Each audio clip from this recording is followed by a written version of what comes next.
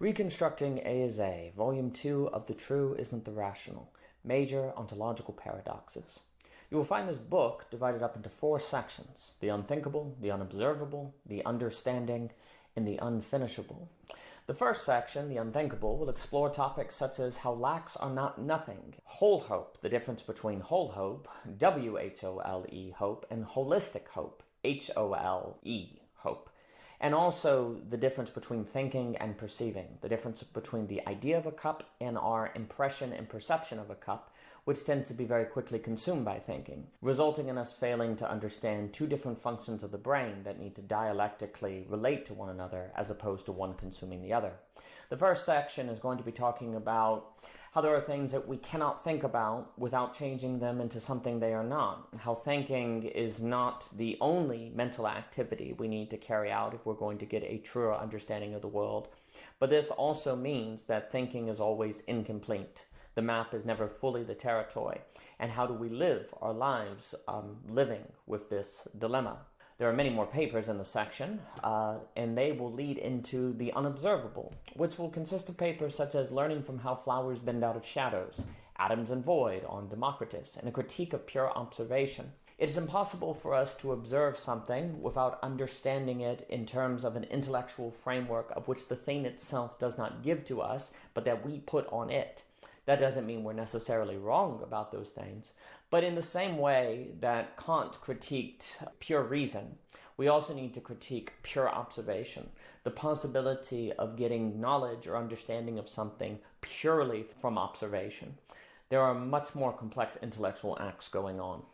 The next section, the understanding, is where we will explore on typography and reconstruction, both of which are going to be focused on the work of Derrida, and critiquing Derrida while simultaneously praising him.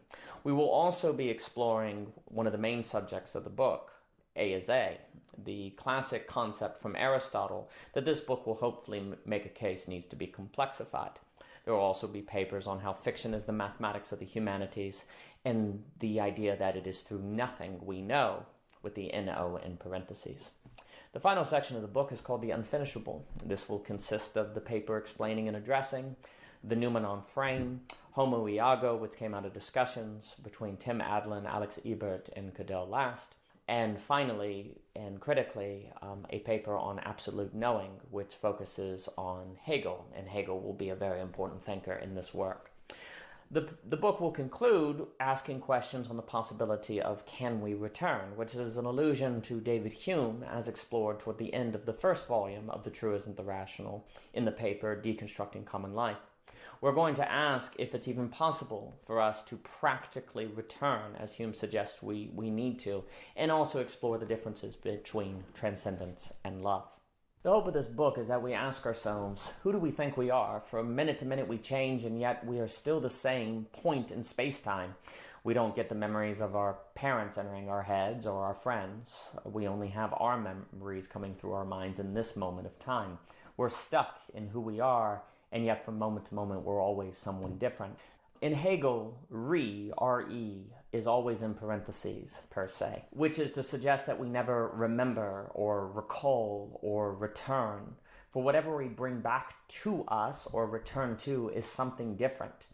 There's no re in life, only newness and creation in the image and likeness, per se, of what came before. Life is always new, which in one way is exciting, but in another way is terrifying. The ground beneath our feet is always slipping away.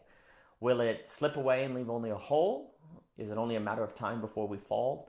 Or do we manage somehow to always keep standing, even if there might not be anything holding us up? Maybe we're just living a constant miracle, like Peter walking on water. Maybe the question is simply if we can avoid the temptation to look down. Heidegger's always talking about, or he emphasizes the need for us to make a clearing for new thought. But every time we make a clearing, say in the instance of this book when exploring A is A and trying to bring in a more robust understanding of identity, well, every time we make a clearing, we risk leaving it empty. We could lose hope halfway through the process, and then we would have nothing. We have to see the effort through to the end.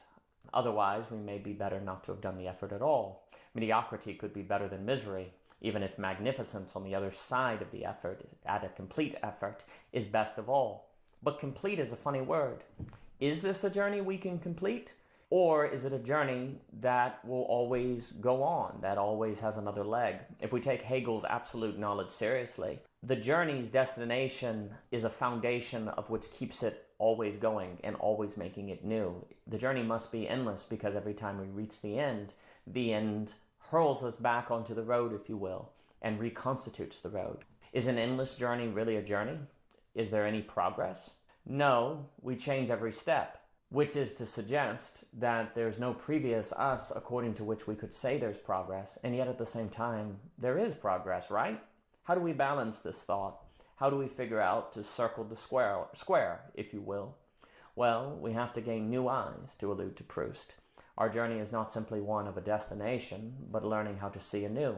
Well, that's convenient. What if it's all ultimately just self-delusion? What if we're just telling ourselves that we're on a journey that can make a meaningful journey, that can make meaningful progress, when really we're just self-deluded? We're not going anywhere at all. Well, there's possibility to that. And in a sense, every time we talk about a self, we're self-deluded because the self is always changing. It is never a constant thing that we can point at.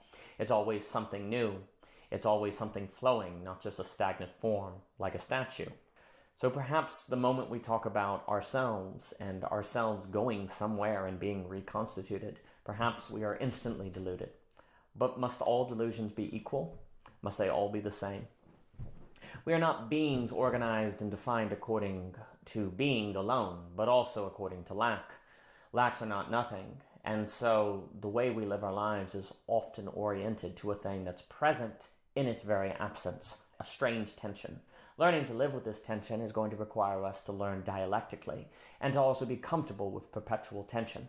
Unfortunately, Aristotle's famous A is A suggests that identity is ultimately a stable state, that stable states are possible, but the only thing that is stable is something that is not alive, something that is not changing, something that is not moving through time meaningfully. If ultimately our goal is a stable state, then ironically, our drive is a death drive. Our goal is a state of death. To achieve A is A, per se, is to achieve a state where we cannot be present. To reach such a place is to reach a grave. There is no completion in us, for we are incomplete, ultimately, with the in parentheses, which means that a completed us is dead. And yet our brains necessarily view incompletion as a negative, as something that must be corrected into completion. And so our brains are out to kill us, and yet without our brains, we die. Western thought has prioritized being over lack, as Cadell Last and Tim Adlin and Alex Ebert and I discuss in our series on the philosophy of lack.